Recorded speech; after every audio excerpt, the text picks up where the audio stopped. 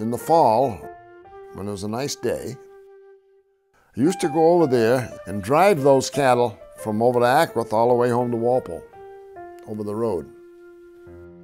And we had lunch on halfway, we got halfway home around and over in Elsted.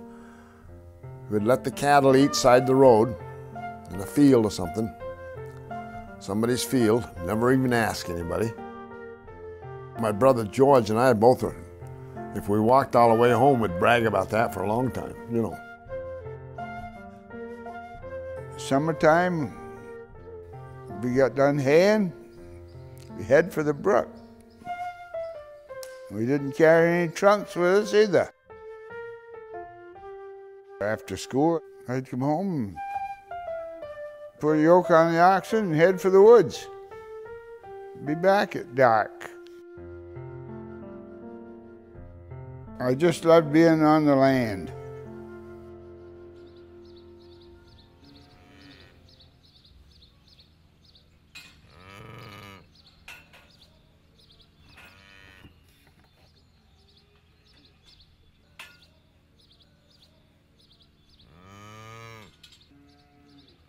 You got to start out about 1940, I would say, because I don't remember too much back beyond 1940.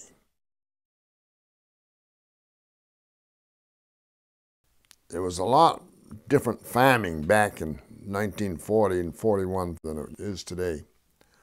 A lot of handwork. We didn't get any milk machines until 42 or 3. So my father milked cows by hand. Didn't get any tractor until 47.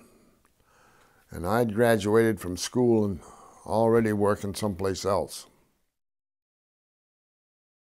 We came back down here because my father was going to go bulk tank, and my father didn't want to stay in business, put that kind of money into a bulk tank when he was 60 years old or more. We bought the farm, and they bought a place down in the village. And that's when we started taking over and rebuilding. We had a chance at the farm, but we had this farm over here. And I told my folks that they might as well let Robert have the farm. He had a son. Maybe the son might be interested enough to carry it on. And Peter's done a pretty good job. I was 63 or 4 when Peter got the farm. And he said, I'm going to put in a milking parlor. Don't blame me a bit. But I didn't want to, at 63 or 4, go into an expensive milking parlor. Different generations do things differently. It was the same way with my father as it is with Peter and me. It was the same. I did things different than my father did. Peter does things different than I would have done it. And I guess you just try to get along the best you can.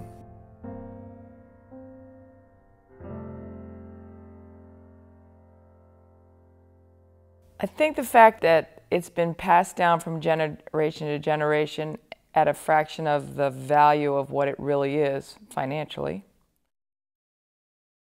I think it's the fact that it's fairly old-fashioned, where each generation takes care of the generation prior to it. I think family is more important than things. The land is important. The fact that one generation carries a job on to the next generation. I got into it because of Andy. If he's going to continue on farming, there's got to be more money coming in other than just commercially selling milk. And so built that little milk house. It's called added value to the farm. An added value is the fact that we have a sugar house that makes a little extra money. Peter makes more round bales than usually he needs, and he sells a few.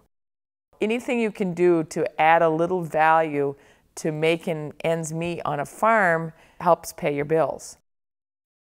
We have about 150 to 175 acres. He leases, and mostly free leases, another 350 acres.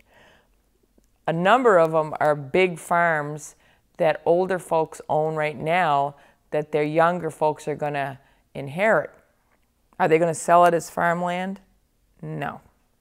They're going to sell it probably as house lots. So even if Peter doesn't sell himself, if there's a whole bunch of people that sell around us, then the farmer can't stay in business because they don't have enough hayland and cornland and grazing land.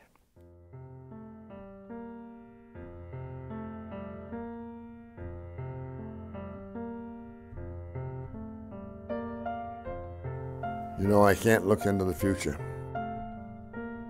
Peter's generation, I think he'll make it all right. I think Peter will make it. He'll stick around there until he's 65 or 7 or 70 or something like that. Whether the generation after that, you never know what's going to happen.